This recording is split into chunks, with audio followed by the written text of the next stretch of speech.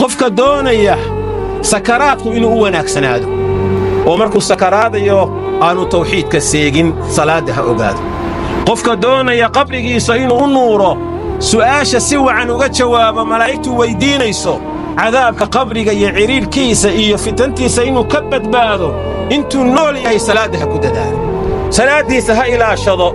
intuu ilaalin kara ha ilaaliyo qofka doonaya siraadka qiyaame durdura inuu ku dhaafo si iftiinka iyo ilaysku u baxayo salaada ha ogaado yawma tara almu'miniina waalmu'minaat yascaa nuuruhum bayna aydiihim buu alla yidhi subxaanahu wa tacaala ilaahay wuxuu tilmaamay rasuulkan in maalin u yimi yuhuudi ah su'aal baan ku weydiiyey buu rasuulka ilaahay calayhi salaatu wassalaam su'aashan ku weydiiyey waxa weeyaan waxaa diintu sheegtay marka ay dadku buundada ama biriishka ama siraadka afkiisa yimaadaan meel mugdiya inay tahay oo wax iftiina aanay jirin dadku xaggay ahaan doonaan maalintaas nebigu sal alla alay slam su'aashii ninkii baa su'aasha keeno wuxuu yidhi dadka maalinta yoomul qiyaame xaggee laysugu uruurin doonaa dayaxan iyo waxan marka la waayo rasuulku wuxuu ku jawaabay sal alla alayh wasalam waxay tegi doonaan afka siraadka meel mugdiyay tegi doonaan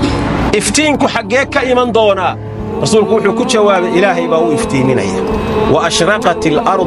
وأشرقت الأرض بنور ربها أرلدي وحي لا إفتي إلهي نور كيسا سبحانه وتعالى قرحي ما جرت ضيح ما جرو أو حدقة ما جران الله يدوركي بداه إلهي با إفتيمنيا markay wax loo iftiimiyo wax arkaan baa la leeyahay gala siraadka hadaba siraadka marka la galo iftiinkani raaci maayo